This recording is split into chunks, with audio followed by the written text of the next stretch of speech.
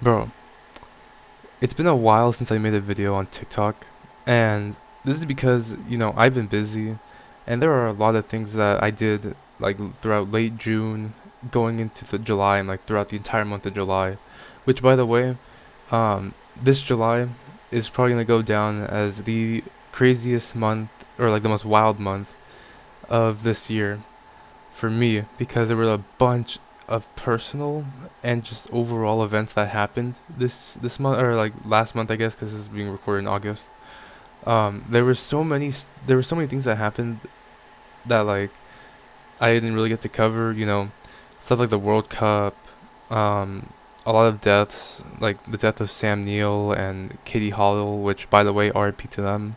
I was not expecting those two to go this year, which honestly really makes me sad as a Godzilla and Jurassic Park fan. And also getting to talk about movies like The Odyssey, which was also a 10 out of 10 movie. But anyways, I wanted to talk today about Spider-Man, because this was Spider-Man Brand New Day. I got to watch it a couple days ago, or like 2 days ago, and this movie has to be like top three Spider-Man movies of all time. Like, probably the best Spider-Man movie ever. Like, you're probably gonna hear it from, like, YouTube and TikTok about how good this movie is, but it's 'cause it's true. It's true. This is probably the best Spider-Man movie we've gotten ever, and I think it's better than and I personally think that it lands better as a Spider-Man movie, and it's like better than No Way Home or even Spider-Man 2. There was just so much to this movie that, like, made it so good. The emotions, the characters, the way Tom Holland portrayed Spider-Man was just chef's kiss. My goat, the Punisher, and other characters like Hulk and Jean Grey helped with that, giving this movie emotion. The choreography, which is the best thing I think with this movie, was the choreography, the way they had Spider-Man swinging around and fighting the villains. Like, it was just so good, and nearly everything else about this movie was just so spectacular, and I really, really do love this movie. However, I unfortunately have three complaints about this movie.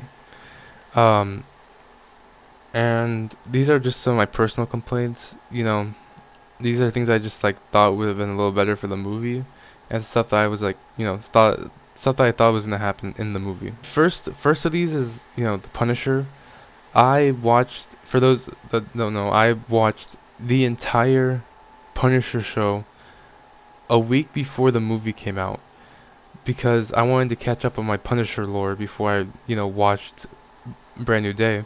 And after watching that show, I can say that the Punisher is probably, like, my top 5 favorite Marvel characters ever. But anyways, and then when I watched Spider-Man, I noticed they kind of dumbed him down a bit compared to how he was in, like, the show, or even in, like, Daredevil. I understand why they did it. It's 'cause, like, it's a Spider-Man movie. I don't think they wanted to have the Punisher be moving the way he was moving in the show. But I feel like they could have done a little bit more with the Punisher. I feel like, there was just a couple of things I feel like they kind of, like, had him lack in.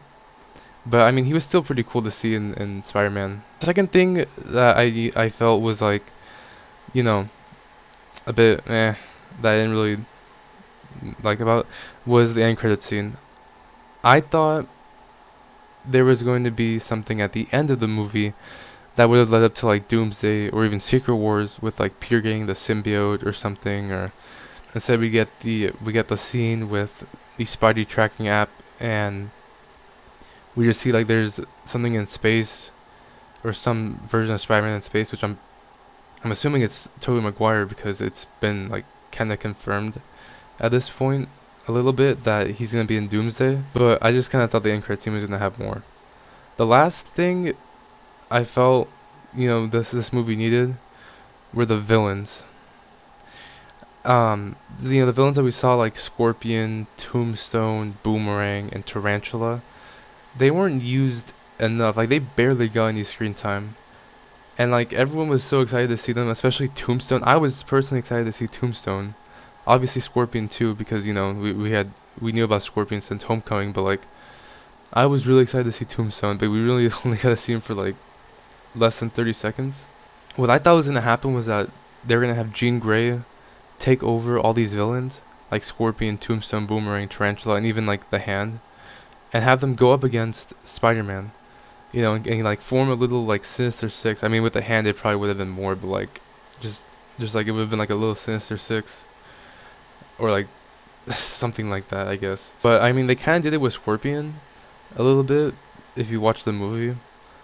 Um, but I feel like they could have done more with, with that.